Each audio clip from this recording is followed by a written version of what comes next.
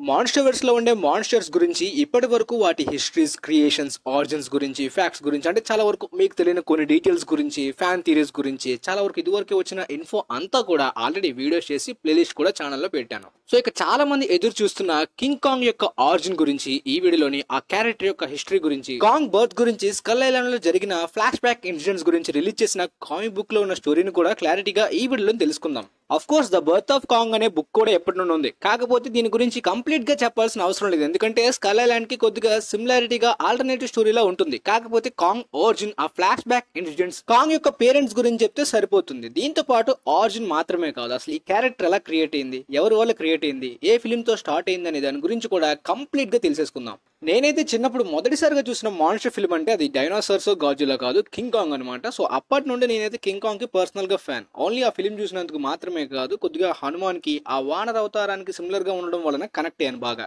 ఆ ఫిల్మ్ ఇచ్చిన ఎక్స్పీరియన్స్ ఇప్పట్లో మాన్స్టర్వర్స్ ఫిల్మ్స్ కూడా ఇవ్వనుకోండి. పోతే ఇప్పుడు ఆ ఫిల్మ్ అనే కాదు, మొదటిసారిగా అసలు కింగ్ కాంగ్ ని ఎవరు క్రియేట్ చేశారు? జాపనీస్ వాళ్ళు అయితే గాడ్జిల్లాని మొదటిసారిగా క్రియేట్ చేశారు. కానీ కింగ్ కాంగ్ ని మొదటిసారిగా క్రియేట్ చేసింది Marrion Cooper and Edgar Wallace, ఒక బ్రిటిషర్ అండ్ ఒక అమెరికన్ అనమాట, ఇద్దరు creators. First king Kong film release అయింది 1933లో. దాని అర్థం గాడ్జిల్లా కన్నా 21 years before king Kong character ని క్రియేట్ చేసి రిలీజ్ చేశారు. ఆ తర్వాత గాడ్జిల్లాని క్రియేట్ చేసుకున్నారు. ఆ ఫస్ట్ పార్టే 5.3 మిలియన్స్ కలెక్ట్ చేసింది. తర్వాత సేమ్ ఇయర్ ఎండింగ్ లోనే సన్ ఆఫ్ కాంగ్ అనే ఫిల్మ్ రిలీజ్ చేశారు. దీనికి చాలా వరకు మిక్స్డ్ రివ్యూస్ వచ్చాయి. సో ఆ కింగ్ కాంగ్ యొక్క ఫస్ట్ పార్ట్ రెప్యుటేషన్ కొద్దిగా దెబ్బతీసినప్పటికీ బాక్స్ ఆఫీస్ దగ్గర హిట్ అయింది. మళ్ళీ తర్వాత 1960s లోని జాపనీస్ వాళ్ళే గాడ్జిల్లా కాంగ్ యొక్క కొలాబరేషన్ తోటి ఫిల్మ్స్ తీశారు, గాడ్జిల్లా వర్సెస్ కింగ్ కాంగ్ అని. ఇందులో కింగ్ కాంగ్ విన్ అవుతుంది. మీకు తెలుసలేదు అంటే అఫ్ కోర్స్ చాలా మందికి తెలుసు అనుకోండి, కొంతమందికి తెలీదు. తర్వాత మళ్ళీ 1976 లోని ఆ ఒరిజినల్ కింగ్ కాంగ్ కి రీమేక్ గా అమెరికన్స్ మళ్ళీ బిగ్ బడ్జెట్ లో తీశారు. ఈ ఫిల్మ్ కి కొద్దిగా మిక్స్డ్ రివ్యూస్ వచ్చాయి. సో ఓవరాల్ గా లైవ్ యాక్షన్ పరంగా 9 లైవ్ యాక్షన్ కాంగ్ ఫిల్మ్స్ అయితే వచ్చాయి, మాన్స్టర్వర్స్ ఫిల్మ్స్ ని ఇంక్లూడ్ చేసే. కానీ ఎందులో కూడా కింగ్ కాంగ్ యొక్క ఆరిజిన్ ని అంత పెద్దగా డీటెయిల్ గా చూపించలేదు. బట్ సెకండ్ సారి రీమేక్ చేసిన పీటర్ జాక్సన్ గారి కింగ్ కాంగ్ 2005 ఫిల్మ్ అయితే మాత్రం బెటర్ దెన్ ఒరిజినల్ అనే రేంజ్ అప్రిషియేషన్ దక్కింది. మోడర్న్ ఎరా హాలీవుడ్ కి బెస్ట్ మాన్స్టర్ ఫిల్మ్ కూడా దక్కింది. పోతే ఈ ఫిల్మ్ లోని స్కల్ ఐలాండ్ మిస్టరీ మీద ఒక సపరేట్ హారర్ టోన్, మిత్ ఇవన్నీ ఉంటాయి. కాకపోతే ఆరిజినే ఉండదు. కానీ కాంగ్ స్కల్ ఐలాండ్ ఫిల్మ్ లోని కాంగ్ యొక్క ఆరిజిన్ గురించి కొన్ని హింట్స్ ఇచ్చారు అండ్ వాళ్ళ పేరెంట్స్ గురించి కూడా డీటెయిల్ గా చూపించారు. సో చాలా మంది అయితే మాత్రం మొన్న నాకు అడిగారు కొంతమంది, బ్రో స్కార్ కింగ్ కాంగ్ వాళ్ళ పేరెంట్స్ ని చంపేశాడా అంటే లేదు. కాంగ్ వాళ్ళ పేరెంట్స్ ని ఎవరు చంపారో స్కల్ ఐలాండ్ లోని క్లియర్ గా చూపించారు. సో స్కార్ కింగ్ కాదు, కానీ చంపడానికి స్కార్ కింగ్ ఏదో ఒక పన్నాగం వేసి ఉండొచ్చు. లైక్ స్కల్ ఐలాండ్ లోని కాంగ్ వాళ్ళ స్పీసెస్ తో పాటు స్కార్ కింగ్ వాళ్ళ స్పీసెస్ కూడా ఉన్నట్టు కొన్ని రిఫరెన్స్ దాని మీద వీడియో, స్కార్ కింగ్ యొక్క హిస్టరీ థియరీ గురించి కూడా కంప్లీట్ గా వీడియో చేసి ఎక్స్ప్లెయిన్ చేశాను కదా. సో అది చూస్తే మీకు దీని మీద కంటిన్యూగా అర్థమవుద్ది. పోతే ఇప్పుడు క్లియర్ గా కాంగ్ యొక్క ఆరిజిన్, అసలు కాంగ్ ఎలా పుట్టాడు, వాళ్ళ పేరెంట్స్ ఏంటి, స్కల్ ఐలాండ్ ఏంటి, ఇదంతా కూడా ఇప్పుడు క్లియర్ గా తెలుసుకుందాం.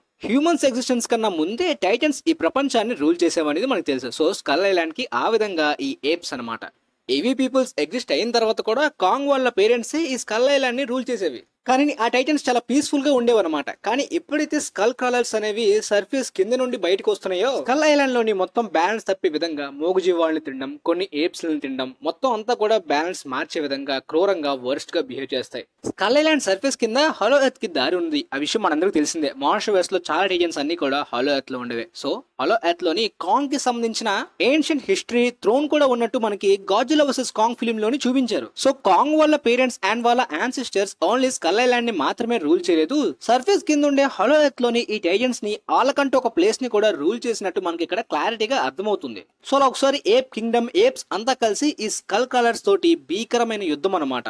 నిజానికి వీటి ఒరిజినల్ నేమ్ స్కల్ క్రాలర్స్ కాదు, హ్యాంక్ మ్యార్ లో ఏదో నీట్ గా ఉందని చెప్పి దీనికి నేమ్ పెట్టుకున్నాడు తప్ప ఇవి పీపుల్స్ వీళ్ళ నేమ్ అయితే మెన్షన్ చేయరు. ఇవి పీపుల్స్ యొక్క లాంగ్వేజ్ లోని, ఈ మాన్స్టర్వర్స్ మెథాలజీలోని వీటి ఒరిజినల్ నేమ్ అయితే హలాక్రా అండ్ రమారాక్స్, స్కల్ డెవిల్, ఇలా చాలా నేమ్స్ అయితే వీటికి ఉన్నాయి. వీటి సంఖ్య చాలా ఎక్కువగా రావడం, దాంతో పాటు వీళ్ళకి ఆల్ఫా, ఆ బిగ్ స్కల్ క్రాలర్ అయితే మాత్రం కాంగ్ వాళ్ళ పేరెంట్స్ ని, వాళ్ళందరినీ అటాక్ చేయడానికి గట్టిగా పోటీ ఇస్తుంది. ఇటువైపు వీళ్ళ సంఖ్య తగ్గిపోతుంది. అందులో సగం మంది ఏప్స్ అందరూ కూడా వీళ్ళని వదిలేసి హాలో ఎర్త్ నుండి వెళ్లిపోవడం. అది స్కార్ కింగ్ యొక్క ప్లాన్. రీసెంట్ ట్రైలర్ లో మనకి చాలా కాంగ్ యొక్క స్పీసెస్ కనిపించాయి కదా, ఆ విధంగా.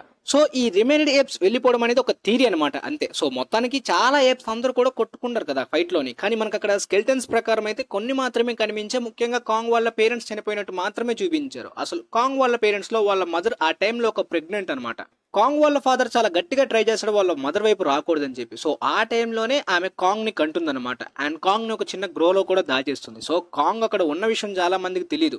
సో కాంగ్ చాలా చిన్నవాడు కదా, చూడగానే అంటే మొదటిసారిగా భూమి మీదకి రాగానే కళ్ళు తెరిచి చూడగానే వాళ్ళ మామ్ అండ్ డాడ్ ఆల్మోస్ట్ చనిపోతున్న సిచ్యువేషన్ లోని కనిపిస్తారు. కానీ ఏం చేయలేడు చిన్నవాడు. ఆ లోపనే అలా భయపడుతూ ఏడుస్తూ ఉండిపోతాడు. కానీ ఆ టైంలోనే వాళ్ళ మదర్ అండ్ ఫాదర్ ఇద్దరు కూడా ఫైట్ చేస్తూ చనిపోతారు అనమాట లాస్ట్ కి. సో నిజంగా కాంగ్ బర్త్ అనేది చాలా ఎమోషనల్ గా రాసుకున్నారు.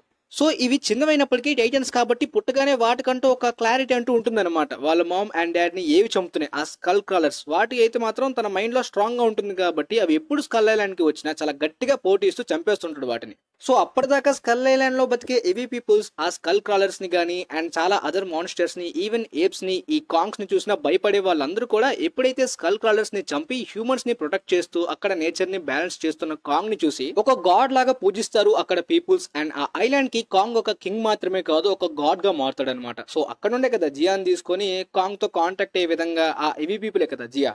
కాంగ్ ఆ బిగ్ ఆల్ఫా స్కల్ క్రాలర్ ని కూడా ఆ Kong Skull Island film ending కే చంపేస్తాడు. సో స్కల్ క్రాలర్స్ మొత్తానికైతే నాశనం అయిపోయినట్టు అంతరించిపోయినట్టయితే చూపించారు మనకు ఆ ఫిలిమ్స్ ద్వారా. బట్ గాజిలా వర్సెస్ కాంగ్ ఫిలిం యొక్క హాలో ఎర్త్ లో చూపించడం గానీ మెగా గాజిలా తోటి కనెక్ట్ చేయడం గానీ అది వేరే విషయం అనుకోండి.